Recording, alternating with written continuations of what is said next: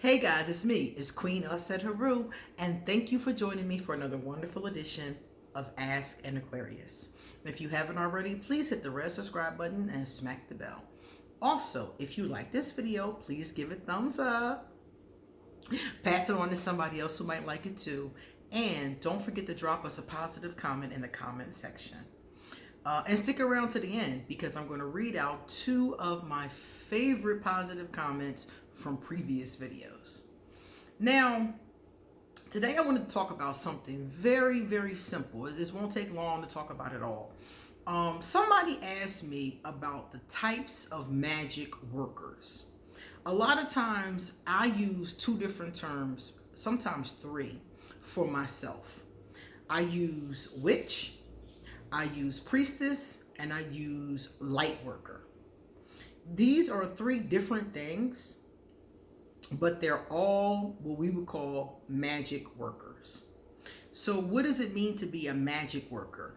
Every culture, every time period, every society has had magic workers. Magic workers are basically people who take care of the spiritual and sometimes physical needs of the community.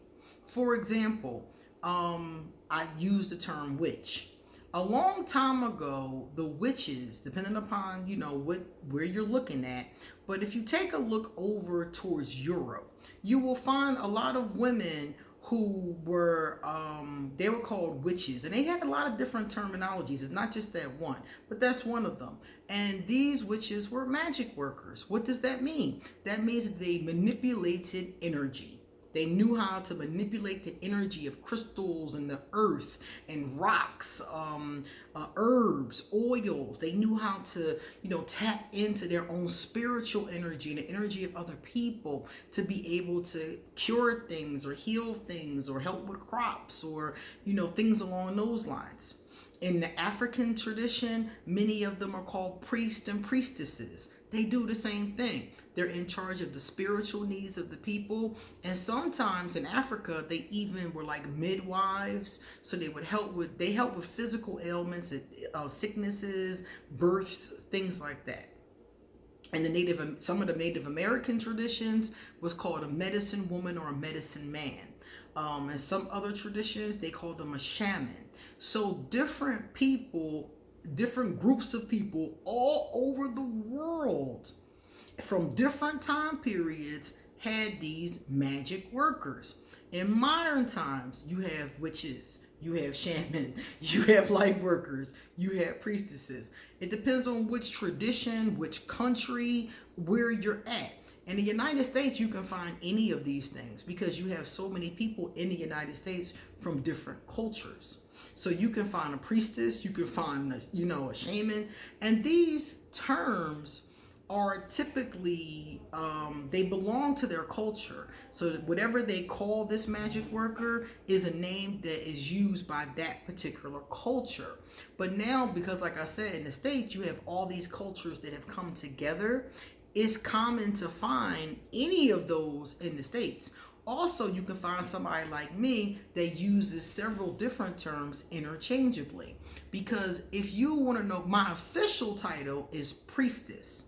That's my official title. But I use witch as well because a priestess and a witch are not the same, but they're both magic workers. Now, you may say, well, what's the difference? Well, a witch is born a witch, according to the understanding that many of us have, and different people have different definitions. This isn't the only definition, but a witch is born. She's born like that, he or she, because a man can be a witch too. He or she is born with that. They're born with a sensitivity of the magical, and I'm not going to call it magic, because magic makes you think about Harry Houdini and card tricks, but a witch is born with energy. The ability to tap into her own energy, the ability to draw energy from crystals or from other things, the ability to use her energy to heal plants and animals and people. She's born with that. So anybody in any continent, any culture can be born with what I would call spiritual, some people would call psychic abilities. It's plenty. I've met people all over the world who had strong intuition, people who had very strong gut instincts, people who had visions, people who would have dreams, people who are able to manifest things easily. These are the kind of abilities that I'm talking about. People who can sense things that are going to happen before they happen. These are the witches. And that's the name I call them, but every culture would call them by a different name. That's why you have so many different names for magic workers. So to me, a person is born with their abilities, and then they may or may not learn to use them. Some people have abilities their whole life and never learn to use them. They're scared of them in a lot of cases because the culture has taught them. Like if you look at, depending upon which culture they're in, it may have taught them to be afraid of them. Some cultures are afraid of that power of a person being born with that energy and tapping into it and knowing how to use it. Some cultures are scared of it, but some cultures, like for instance the Hindu, they actually encourage it. So it depends on where you're born, what time period you're born, whether or not magic workers are seen as evil or seen as helpers. If they're seen as healers, it depends on the place, it depends on the time period, and it depends on who you ask. You could ask somebody right now about me, and they could be like, oh, she read my cards, she did a wonderful job, she helped me, fix some things in my life, she's a light and a good person. And then you could ask another person, they'd be like, oh, well, she's a witch, so she has to be evil. Don't even know me. But that's just what they've been taught. So they automatically assume if you're wielding that kind of energy in any kind of way, you got to be evil. And that's far from the truth. That's why I call myself a light worker, because I am a priestess, but I work with light. I work with angels. I work with peace. I work with love, forgiveness. Those are the things I work with. I don't do hexes. I don't hurt people. I don't, things like that. I know people who probably might. I don't know if they really do or not. I think so. I don't put nothing past them, put it like that. But as far as I'm concerned, not at all. But somebody else who didn't know me, just by hearing me talk, would be like, oh, no, she evil. Just by hearing me talk, because that's what they were taught. So when you come across people, you're going to hear a lot of different terms. So I told you some of the terms: light worker, witch, priest, priestess, shaman, wizard, medicine man, medicine woman, or healer. So those are some of the common ones. There's also another one you probably hear a lot: medium. That's a person that talks to spirits. So these types of people are all magic workers. When I say magic, I'm talking about energy. So they're all energy workers. They know how to work with different forms of energy. Somebody who's a medium knows how to work with the energy of the dearly departed. They can work with their energy. They can talk to them. They can tell you all kind of things. And I mean, some of them are phenomenal. Some of the things that they're able to tap into are just phenomenal. So these energy workers are, like I said, specializing in different areas, and they not necessarily negative. Some people may do things that you might find to be negative, but that's not all of these groups of people. A light worker would never hurt anybody. It's against our code. It's against everything we believe in to hurt another person. Now, some of us will protect ourselves. And some of us are so light, we won't even do that. Now, I will protect myself, not using magic. But if you attack me, I'm going to punch you. Bottom line. And some light workers are so light, they wouldn't even do that. So you have different kinds of people in these different groups. And like I said, these terms come about from their culture. And remember, I was talking about being a witch, and a witch is born. A witch is definitely born, but a witch can become a priestess if she wants to. And how does she do that? Becoming a priestess is about taking vows. It's about taking vows and generally becoming ordained or initiating yourself into a tradition.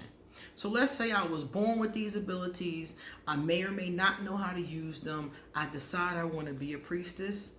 I go to one of these traditions that has priestesses and I train under a high priestess or a head priestess, whatever they call themselves, and I then become a priestess.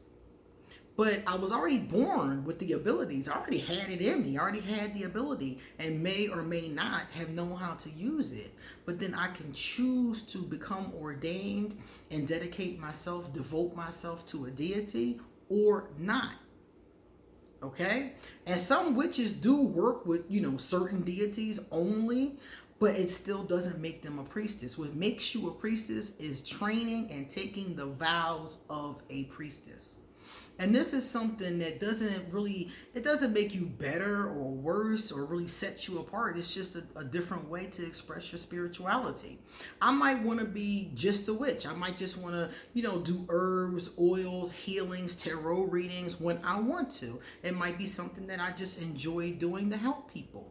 But then I might want to take it a step further and become ordained, take vows to offset, for example, and then work through and with those energies and continue to do what I was doing before, but it probably would be on a different level or a different scale, or it could be the same, but I've just taken vows at this point versus before when it was more of an eclectic kind of freelance kind of thing, but now I'm vowed to a system, a way of doing things, and that's where the difference comes in at.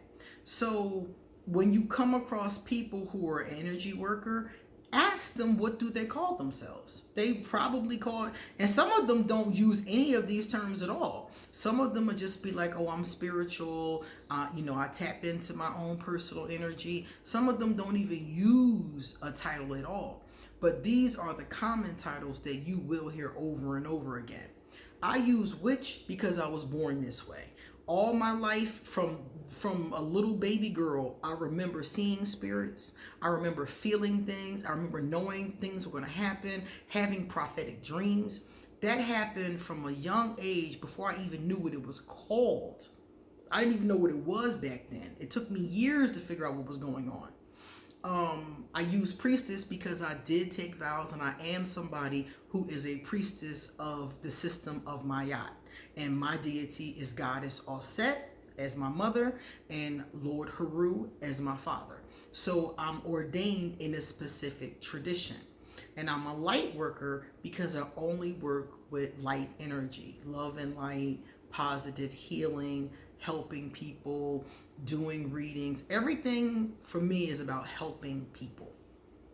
Everything. I never hurt people. I'm always to help people, to help them find their way, help them heal themselves. That's my mission. So that's why I use those three titles. The light, to let people know that that's what I do, compassion, love, light. Priestess, because I took vows. Now, if I didn't take vows, I would just be a witch and a light worker. You see? And like I said, none of these things are better than any other. It's just what your soul wants to do, how your soul wants to express itself. So if you meet somebody and you can tell, like I can tell this person, they talking about dreams and astrology and reading cards. I know they something. Ask them, what do you call yourself? Do you call yourself by a specific thing? Are you a priestess? Are you a magic worker? What do you call yourself? And they'll tell you what their title is if they have one or not, Like I said, some people, I remember talking to one lady, and this lady's very, very talented. And she said to me, I don't feel comfortable calling myself any of those titles because I'm not in any of those cultures and I don't know exactly what the title means. Makes perfect sense to me. So she calls herself an energy worker. That's her title for herself. Cool, So I wanted to point that out to you guys because oftentimes people say, are you a witch or a priestess? Like, what exactly are you? Well, technically, I'm all three. But that's why they call me Queen Auset Haru, because that is the name I took when I took my vows to be a priestess of Auset. So I hope that clears that up a little bit for you. And in the future, when you're meeting people, you can ask them, and you'll probably have other titles. I've heard all kinds of other titles that you might have to add to that. All right, let's take a look at some of the positive comments. This one came from Miss Richardson. Miss Richardson said, I'm testing all the time, and most will fail because I set it up in a way like I'm oblivious to what I'm setting up. I have yet to find someone who hasn't failed. Laugh out loud. I think I'm too detailed about it. Miss Richardson is responding to a video where I talked about Aquarius testing people. And many of us do test people and in different little ways. You can go back and watch that video if you want to see. It's called Your Aquarius is Testing You. And she's saying that she does test people and most of the time they fail. Yeah. Yeah, I think that most people are going to fail 9 times out of 10. Because I was saying that the way that I test people, I test them to see if they know what they're talking about. I might ask them a question. So some of the times they're not going to fail, something like that. But if you set it up detailed enough, then yeah, they are. Aquarius have a tendency to do little things like that. And some of the times it's helpful because it keeps us out of bad situations. And some of the times it just keeps us away from the right person. So you really got to be careful with that balance. And then Jordan Oliver. Jordan is my buddy. We talk all the time. He's received one of the highest number of hearts from me. And he's been publicly subscribed for over a year. So this is cool. Jordan said, I miss your weekend videos. I'm going to look into this someday because I would like to travel the world and learn about different cultures. I love that. I love doing that. Excellent content. Have a super weekend. He's talking about the video I dropped on Saturday. And for those of you who didn't see it, check out Saturday's video because it's tips for people who want to come out of their country. It's tips for people that want to come out of the USA specifically. So if you want to leave the USA, Saturday's video was for you. All right, guys, it's time for me to get going. So I am going to get some water and move on to my next video. So if you would like to get a reading done, please email me and I'll be happy to give you a reading. Likewise, all my information is underneath this video. So if you want to contact me or ask me a general question, feel free. All right, guys. See you later.